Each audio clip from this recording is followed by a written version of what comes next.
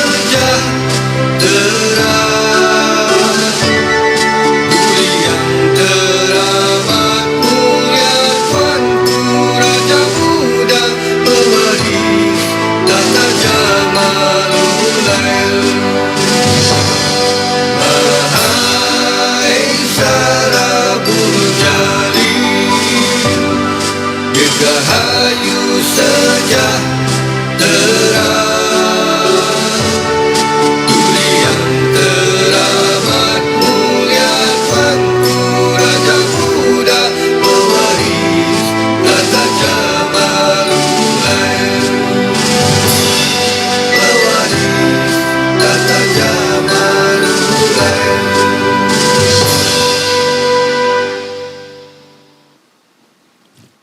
Hadirin dipersilakan duduk.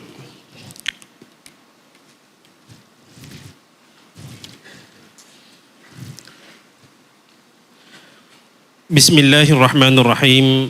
Assalamualaikum warahmatullahi taala wabarakatuh.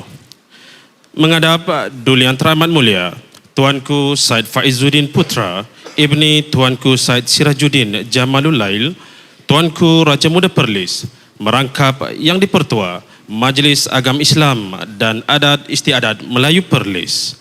Ampun Tuanku. Terlebih dahulu, patut bagi pihak majlis menyembahkan ucapan setinggi-tinggi penghargaan serta menjunjung kasih di atas limpah perkenan Duli Tuanku berangkat bercemar duli ke seminar Fiqh Taghyir Al-Munkar, Fiqh Mengubah Kemungkaran tahun 2019. Sesungguhnya keberangkatan Duli Tuanku amat dinanti-nantikan oleh patik serta sekalian hadirin dan ia menjadi kenangan yang abadi buat patik dan sekalian yang hadir pada hari ini. Ampun Tuanku. Patik mohon perkenan Duli Tuanku untuk patik meneruskan atur cara majlis seterusnya. Yang berhormat Datuk Seri Dr. Mujahid bin Yusof, Menteri di Jabatan Perdana Menteri. Yang berhormat Tuan Ruzaini bin Rais, Exco Hal Ehwal Agama Islam, Kerajaan Negeri Perlis. Yang berbahagia Datuk Haji Paimuzi bin Yahya, Timbalan Ketua Pengarah Operasi Jabatan Kemajuan Islam Malaysia, mewakili Ketua Pengarah Jabatan Kemajuan Islam Malaysia. Sahibus Samahah, Profesor Madya Datuk Arif Perkasa, Dr. Muhammad Asri bin Zainul Abidin, Mufti Negeri Perlis.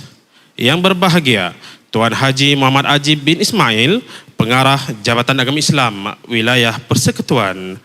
Ahli-ahli yang berhormat, Ashabus Samahah, Mufti-Mufti Negeri, Ketua-Ketua Jabatan Persekutuan dan Negeri, Div-Div Kenamaan, Tan Sri, Datuk Sri, Datuk-Datuk, Datin-Datin, Tuan-Tuan, Puan-Puan, hadirin hadirat yang dimuliakan sekalian.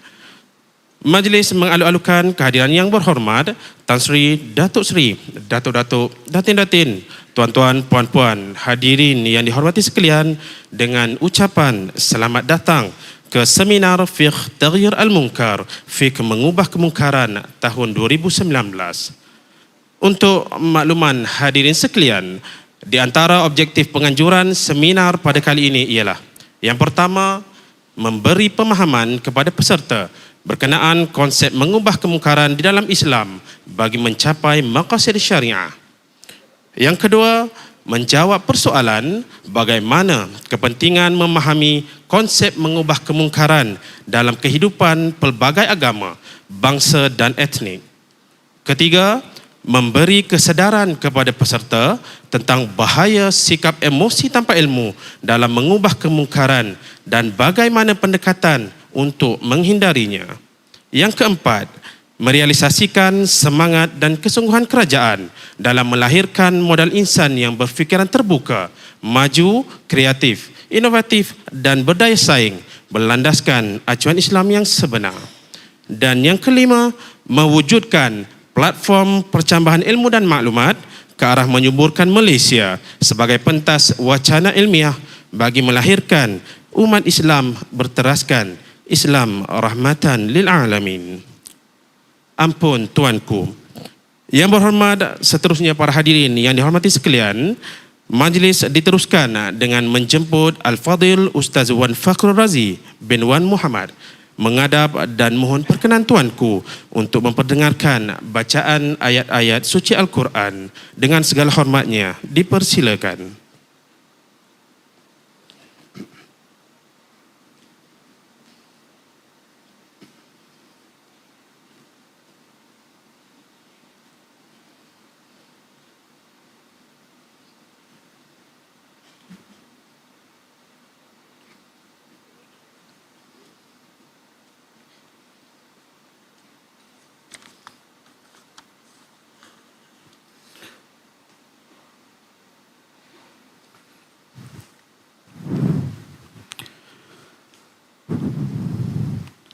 أعوذ بالله من الشيطان الرجيم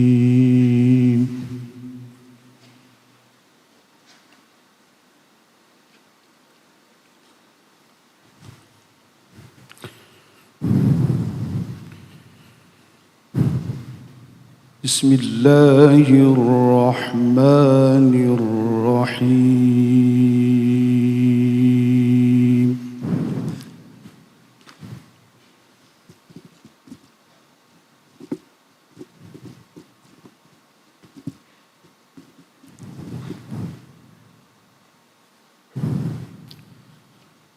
وأيوب إذ نادى ربه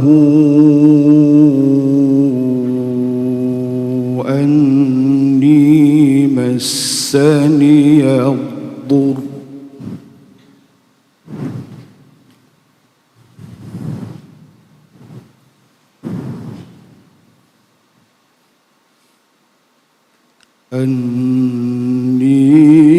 مسني الضر وأنت أرحم الراحمين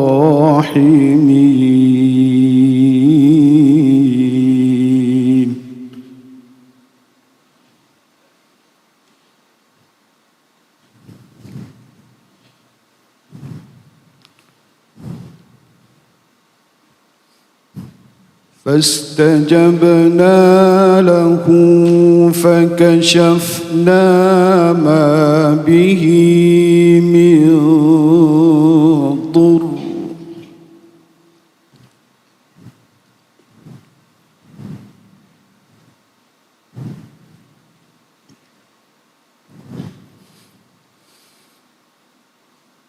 وآتيناه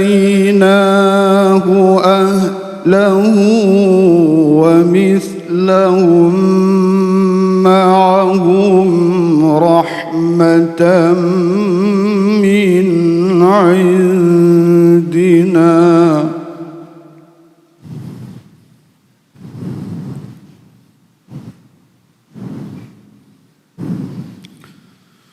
رحمة من عندنا وذكرى للعابدين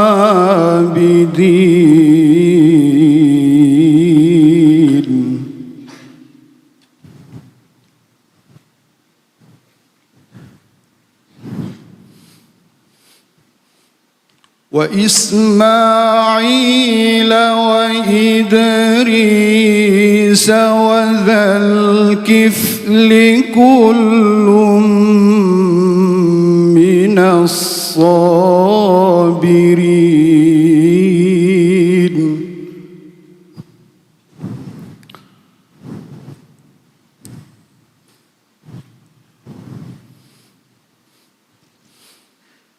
وأدخلناهم في رحمتنا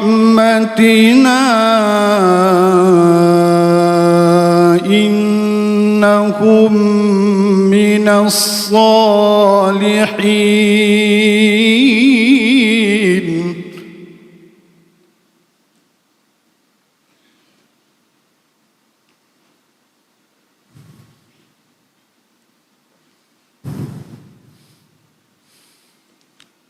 وذا النون إذ ذهب مغاضبا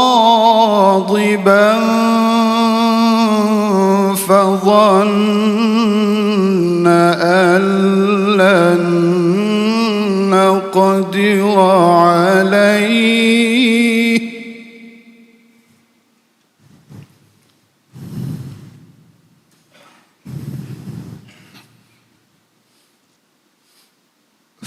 فظن أن لن نقدر عليه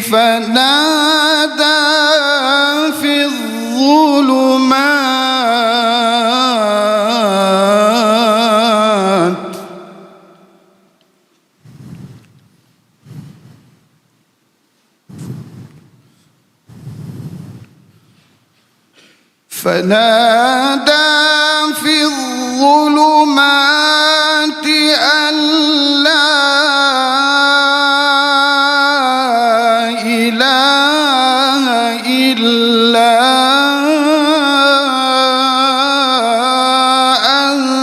أنت سبحانك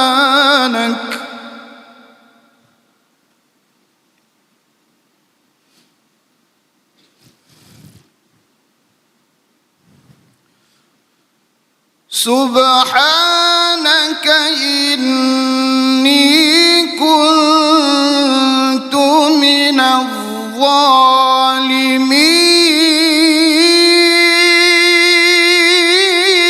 الظالمين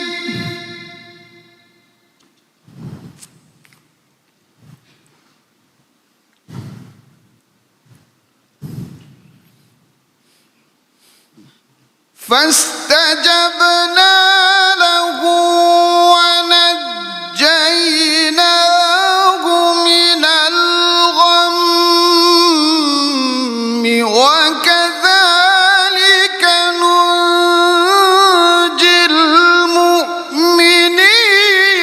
المؤمنين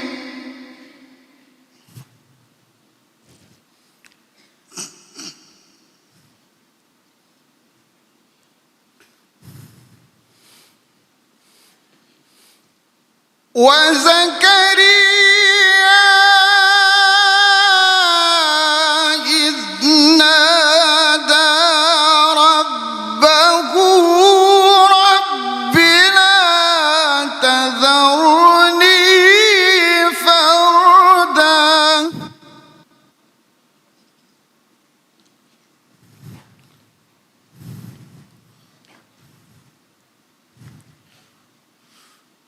لا تذرني فردا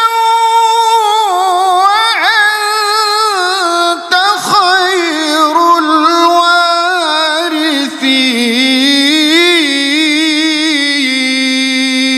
الوارثين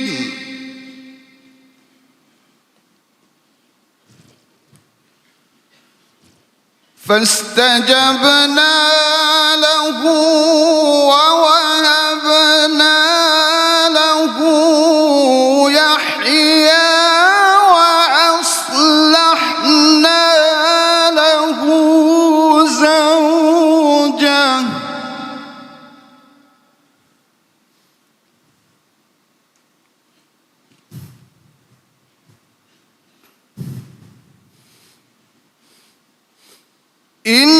إنهم كانوا يسارعون في الخيرات ويدعوننا رغبا ورهبا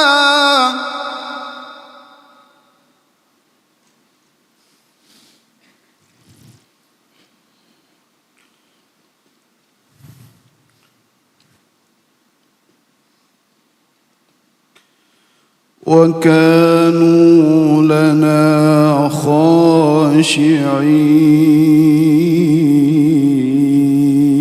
خاشعين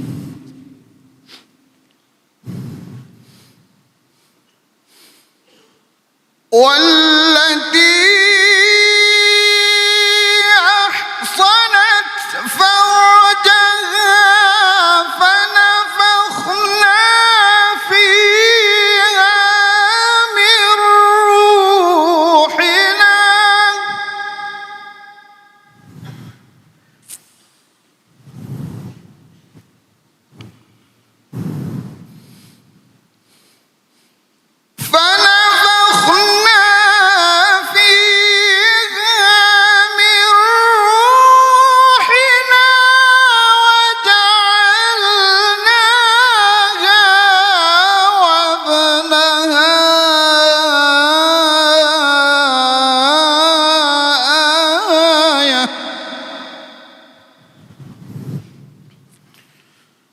وجعلناها وابنها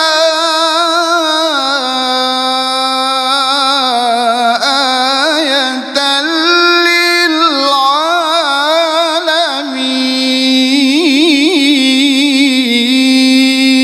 للعالمين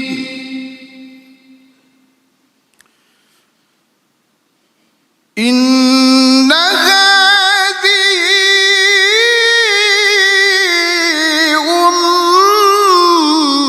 أمتكم أمة واحدة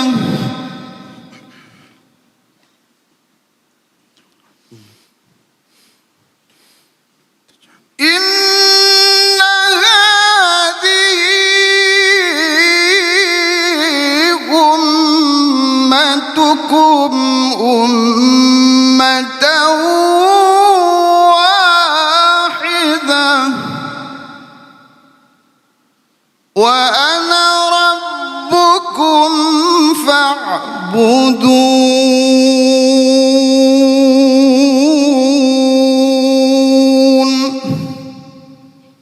صدق الله العظيم الفاتحة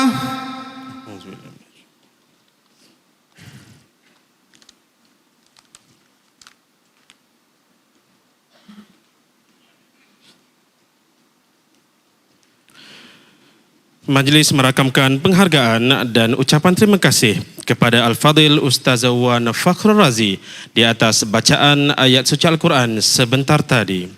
Untuk makluman para hadirin sekalian, beliau merupakan Johan Qari Majlis Tilawah Al-Quran peringkat kebangsaan bagi tahun 2017 dan kini sedang berkhidmat di Kolej Universiti Islam Antarabangsa Selangor.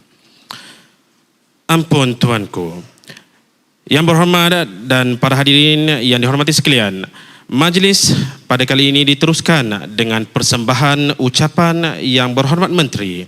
Untuk itu, majlis dengan segala hormatnya menjemput dan mempersilakan Yang Berhormat Datuk Seri Dr. Mujahid bin Yusof, Menteri di Jabatan Perdana Menteri, menghadap dan mohon perkenan tuanku bagi mempersembahkan ucapan yang bertajuk Mengubah Kemungkaran. Dengan hormatnya, majlis mempersilakan.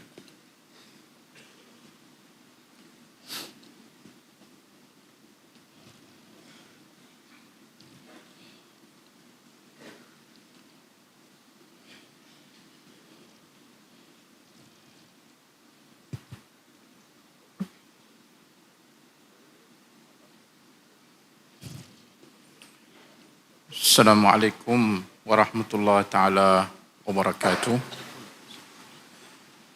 Menghadap duli yang teramat mulia Tuanku Said Faizuddin putra ibni Tuanku Said Sirajuddin Jamalul Lail, Raja Muda Perlis. Ampun tuanku, patik merafak sembah, menjunjung kasih atas limpah perkenan duli-duli tuanku mencemar duli berangkat hadir ke majlis perasmian penutup seminar Fiqh Taghyir Al-Munkar, yakni fiqh mengubah kemungkaran pada pagi ini. Sesungguhnya keberangkatan duli-duli tuanku amat bermakna buat patik-patik sekalian. Ampun tuanku, izinkan patik untuk meneruskan acara majlis. Alhamdulillah wa bihi nasta'in wassalatu wassalam ala rasulihil amin wa ala alihi wa ashabihi ajma'in. Qala rabbi shrah li sadri wa yassir li amri wahlul uqdatan min lisani yafqahu qawli. Yang berhormat Tuan Ruzaini bin Rais, Exco Hal Ehwal Agama Islam Kerajaan Negeri Perlis, Sahibus Samaha Profesor Madya Datuk Arif Perkasa, Dr. Muhammad Asri bin Zainul Abidin, Mufti Negeri Perlis. Yang berbahagia Datuk Haji Paimuzi bin Yahya, Timbalan Ketua Pengarah Operasi JAKIM mewakili Ketua Pengarah JAKIM.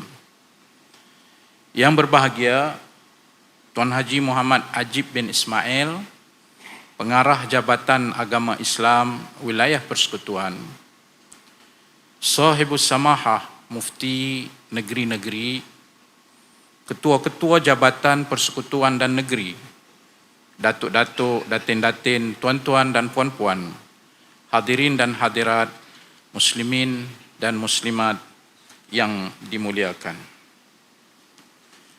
Marilah sama-sama kita merangkapkan setinggi kesyukuran kerana pada tengah hari ini dapat kita bersama dalam majlis penutupan, iaitu program seminar Fiqh Taghyir Al-Munkar yang dianjurkan oleh Majlis Agama Islam Perlis dengan kerjasama JAKIM, Jabatan Mufti Negeri Perlis dan lain-lain agensi.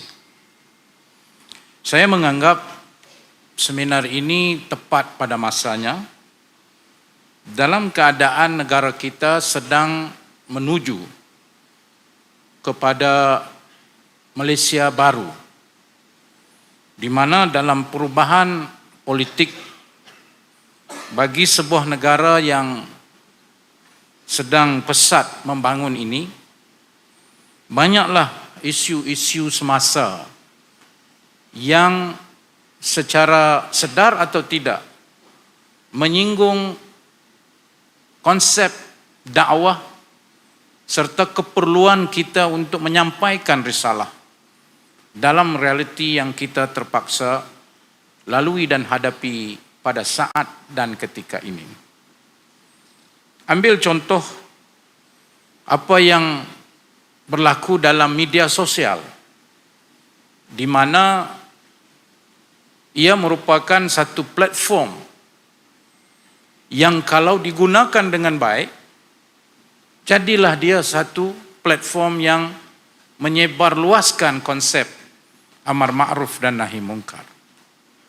Tapi sebaliknya, jika disalahgunakan, walaupun di atas nama amar ma'ruf dan nahi mungkar, ia pastinya akan memberi gambaran ataupun mudarat kepada usaha-usaha amar ma'ruf dan nahi mungkar ini. Kerana itulah kita tidak dapat lari daripada persepsi. Media sosial hari ini menjadi medan yang subur. Dalam banyak hal, kadangkali mensabotaj perkara-perkara baik yang kita nak sampaikan. Dalam banyak hal menjadi medan untuk menidakkan perkara-perkara baik yang kita nak lakukan demi kepentingan umat bersama. Lebih buruk daripada itu, saudara dan saudari sekalian, ia menjadi satu peluang kepada mereka yang ada kepentingan politik yang sempit, menggunakan nama amar ma'ruf dan nahi mungkar, lalu mereka telah mencemar nama baik Islam yang seharusnya merintasi segala kepentingan politik, apatah lagi kepartian. Inilah rumitnya suasana amar ma'ruf dan nahi mungkar yang terkandung dalam konsep dakwah yang lebih besar beroperasi pada hari ini.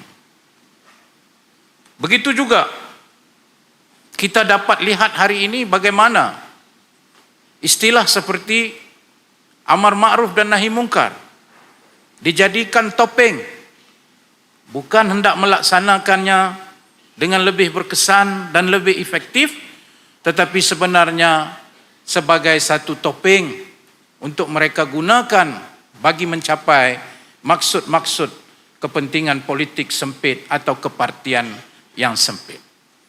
Maka kehadiran kita dalam seminar yang memberikan, yang membekalkan apa itu disiplin-disiplin yang dengannya boleh memberi kesan yang lebih baik kepada dakwah, termasuk amar ma'ruf dan nahi mungkar, maka ini adalah satu peluang yang terbaik untuk kita mendapat ilmu.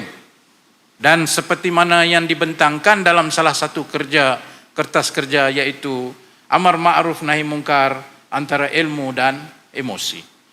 Malangnya hari ini kebanyakan kita, khususnya dalam suasana komposisi kaum yang berbagai, yang mana Malaysia adalah satu contoh kepada wujudnya pelbagai kaum dan agama dalam keadaan yang harmoni.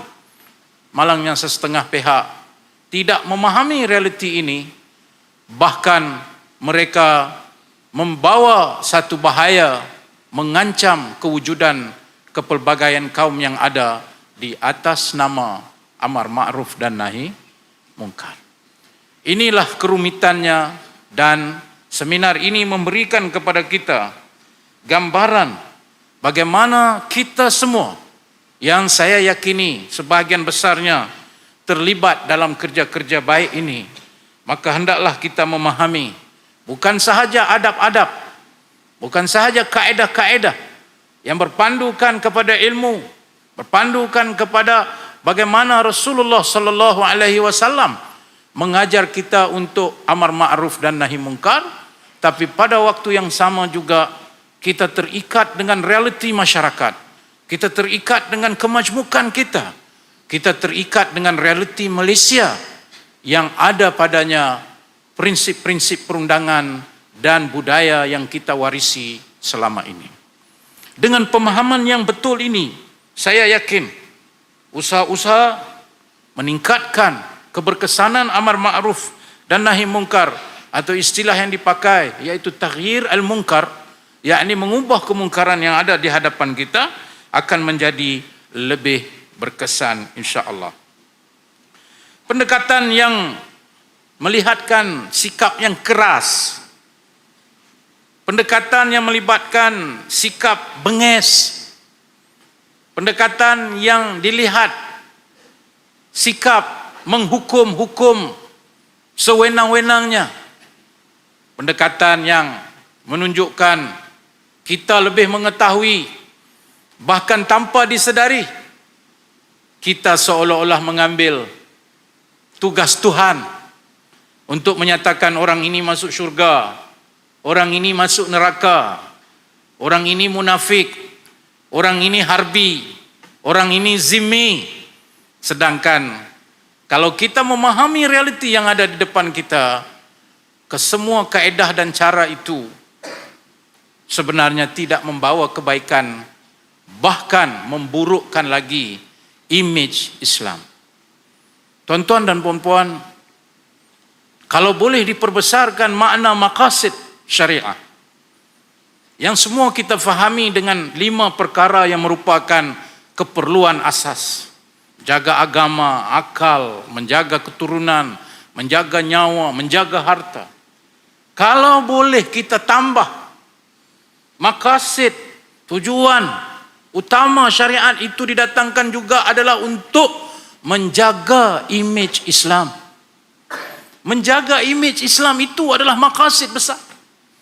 Maka siapa sahaja di kalangan kita yang mencemarkan image ini, maka dia tidak mencapai maksud tujuan besar Islam itu didatangkan, yaitu wa ma arsalnaka illa rahmatan lil alamin. Ini pernah disebut oleh ulama besar seperti Ben Baya yang menyatakan besarnya umat Islam perlu menjaga image Islam, pentingnya umat Islam perlu menjaga image Islam, seolah-olah ia menjadi salah satu maqasid syariah yang perlu kita capai. Kesedaran ini penting. Malah Nabi SAW menunjukkan contoh tatkala para sahabat tidak tertahan lagi dengan berbagai kerenah yang mereka terpaksa hadapi. Fitnah, tuduhan-tuduhan. Bahkan mereka meminta supaya Nabi mendoakan hancur orang Quraisy ini. doa laknat kepada mereka. Hari ini tuan-tuan, orang doa laknat mudah aja. Ramai orang, siapa ustaz boleh doa laknat hari ini. Tapi Nabi SAW ketika diminta berbuat demikian, Nabi bersabda, lam ub'ats la'anan, innama bu'ithtu rahmatan. Tidak sekali-kali aku dibangkitkan oleh Allah untuk melaknat-laknat orang. Apatah lagi doa laknat yang berleluasa hari ini. Hanya kerana beberapa sebab, beberapa perbezaan pandangannya, ia merupakan perkara ijtihad, bukan perkara asas. Hatta kepada perkara asas sekalipun, Nabi kata, aku tidak dibangkitkan dalam keadaan melaknat sesiapa.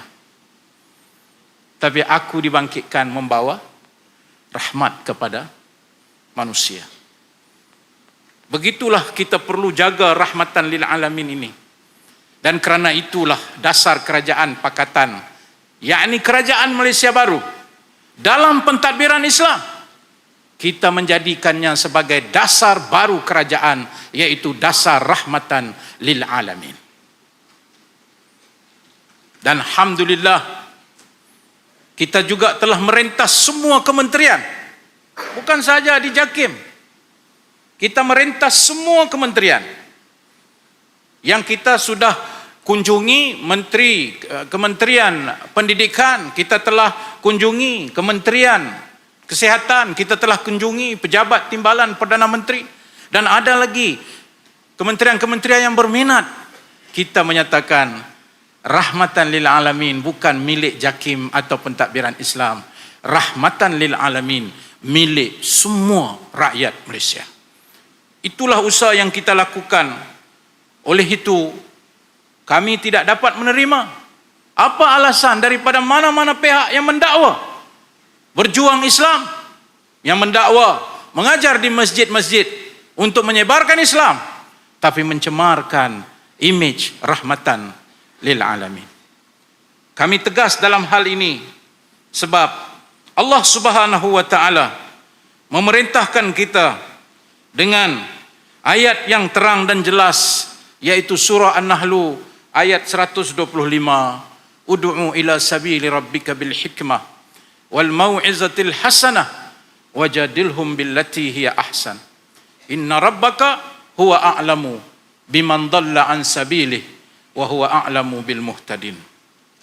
Tuan-tuan dan puan-puan, serulah ke jalan Tuhanmu dengan hikmah, nasihat yang baik, dan berhujahlah dengan mereka dengan cara yang paling baik. Sungguhnya Tuhanmu, dialah yang lebih mengetahui siapa yang sesat dari jalannya, dan dialah lebih mengetahui akan orang-orang yang mendapat petunjuk. Ayat ini jika hendak dihuraikan, telah mencakupi segala makna perbincangan kita sejak daripada pukul 8.30 pagi tadi hingga ke majlis penutup ini. Pertama, kerja kita adalah dakwah. Dan dakwah itu perlu dilihat dalam berbagai konteks. Menjadi menteri adalah seorang pendakwah. Menjadi pegawai dan pentadbir adalah seorang pendakwah. Bahkan menjadi tentera adalah seorang pendakwah. Tidak ada mana-mana bahagian dalam hidup kita yang tidak punya ciri-ciri kita menjadi seorang da'i atau pendakwah.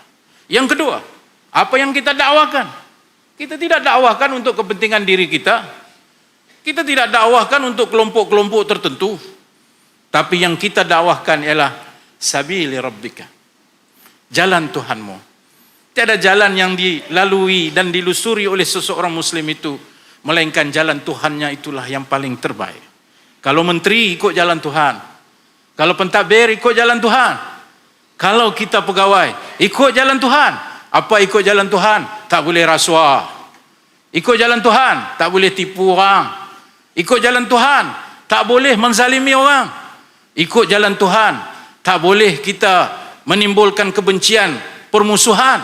Maka itulah ila sabili rabbika. Dan itu semua dilakukan bil hikmah. Dan hikmah maknanya ialah meletakkan sesuatu yang tepat pada sasaran dan kedudukannya dan tempatnya. Dan hikmah juga disertai dengan mau'izah, nasihat menasihati. Ini setengah orang tengok Kalau kita tak maki hamun orang, kita tak laknat orang, maka ustaz ni tak hebat. Pasal apa? Tak ada prinsip. Pasal dia lembut sangat. Siapa bilang berlembut itu tiada prinsip? Yang keras belum tentu ada prinsip. Yang lembut itu mungkin hebat prinsipnya. Wal mau'izah, memberi nasihat hasanah, yang baik-baik. Dan jikalau perlu untuk berdebat, jikalau perlu untuk kita berjidal, berjidallah billati hiya ahsan, dengan cara yang lebih baik.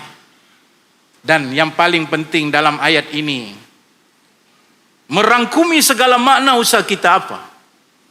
Akhirnya bukan kita yang menentukan orang ini sesat atau orang ini mendapat petunjuk. Apatah lagi menentukan orang ini masuk syurga, orang ini masuk neraka. Ada pula yang pandai berkata, orang ini syurga pun tidak, neraka pun tidak. Ayat ini jelas secara konsisten dalam semua firman Allah. Inna rabbaka huwa a'lamu biman dhalla an sabilih wa huwa a'lamu bil muhtadin.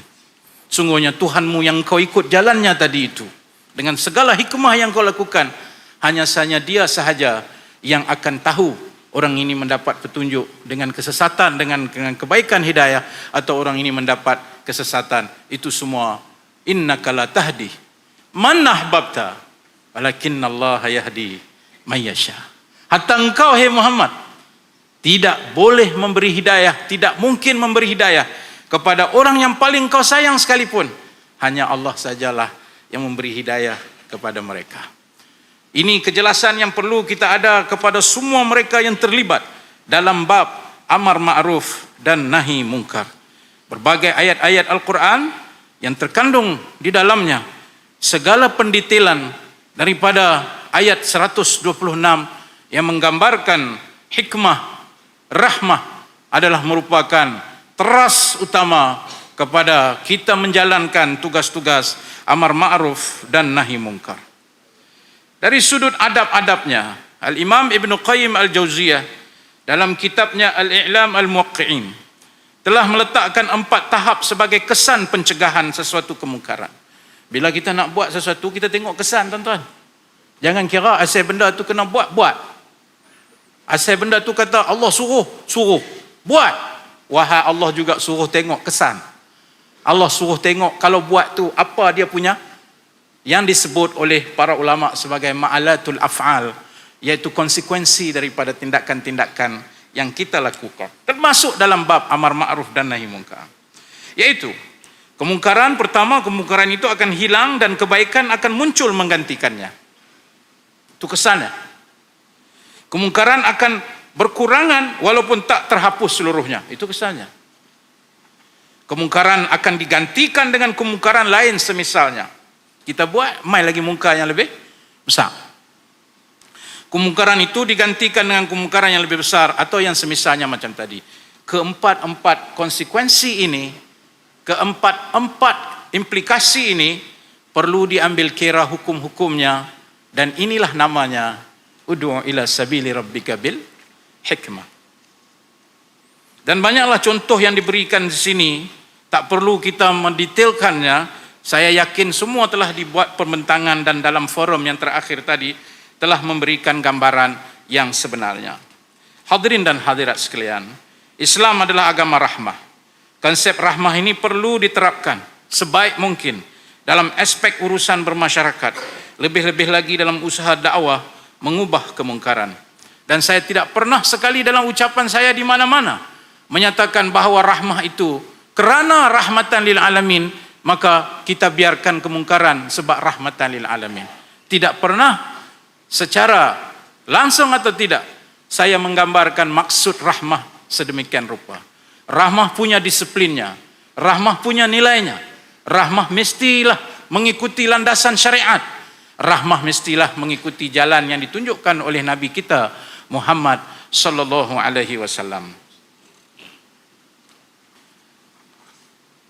Banyak lagi contoh yang Nabi telah menunjukkan sikap rahmah kepada mereka yang berniat untuk melakukan perkara yang mungkar, tetapi Nabi menanganinya dengan lemah lembut sehingga akhirnya orang yang nak melakukan mungkar itu meninggalkan perbuatan mungkar tersebut hanya karena pendekatan Nabi sallallahu alaihi wasallam yang penuh dengan hikmah dan penuh dengan rahmah. Hadirin dan hadirat yang saya kasihi sekalian, konsep rahmah ini juga menjadi teras utama pentadbiran Islam bagi mewujudkan masyarakat Malaysia yang bersatu padu walaupun wujud perbezaan dari segi budaya, bangsa dan juga agama. Perpaduan dan persepahaman yang wujud dalam kalangan rakyat negara ini harus dipertahankan. Jangan di atas nama amar ma'ruf dan nahi mungkar kononnya merosakkan fabrik sosial masyarakat yang kita warisi sejak sekian lama, dan Islam mampu berada di celah-celah realiti yang saya sebutkan tadi. Ia memerlukan komitmen yang tinggi dari setiap rakyat Malaysia dalam mengamalkan nilai-nilai murni serta sikap penerimaan terhadap perbezaan yang sedia ada. Perbezaan bukan bala, perbezaan adalah nikmat yang perlu kita pelihara mengikut kaedah-kaedah yang disarankan oleh agama kita. Dengan asas nilai yang kukuh dan rasa kasih sayang dalam kalangan masyarakat yang berbilang bangsa, budaya dan agama, saya yakin matlamat kita untuk mewujudkan Malaysia baru yang harmoni serta meyakinkan perpaduan itu adalah teras utama pasti akan menjadi kenyataan. Justru saya menyeru seluruh rakyat Malaysia dari berbagai lapisan masyarakat yang sayangkan negara yang tercinta ini, khusus tidak terkecuali mereka yang saya maksudkan ialah para pendakwah. Para pendakwah tidak eksklusif dalam semua yang saya sebutkan ini. Malah mereka lah yang perlu memahami semua ini, karena mereka menjadi tarikan kepada ramai rakyat, khususnya orang Islam, yang hari ini permintaan kepada para ustaz dan pendakwah semakin tinggi. Ketahuilah kedudukan anda itu besar dalam membantu kita memastikan masyarakat kita hidup dalam keadaan aman dan damai. Maka hendaklah kita bergandeng bahu bersama memastikan Malaysia terus berada di landasannya yang betul demi melancarkan perjalanan ke arah Malaysia baru. Akhirnya, saya ingin merakamkan ucapan tahniah kepada Majlis Agama Islam Perlis, Jabatan Mufti Kerajaan Negeri Perlis, Jabatan Kemajuan Islam, dan untuk rekod sudah 2 kali kita adakan program bersama. Alhamdulillah. 2 kali dia berkata tak cukup, dia mau lengkap 3 kali. InsyaAllah kami membuka tangan seluas-luasnya kepada Perlis dan juga seluruh negeri-negeri lain selagi mana mereka membantu kita untuk mencapai 3 teras utama yang kita telah letakkan sebagai asas: rahmatan lil alamin, maqasid syariah dan model Malaysia. Dengan itu saya mengharapkan program ini akan sukses dan mencapai objektifnya. Dengan ucapan itu saya sudahi, wabillahi taufik wal hidayah. Wassalamualaikum warahmatullahi taala wabarakatuh.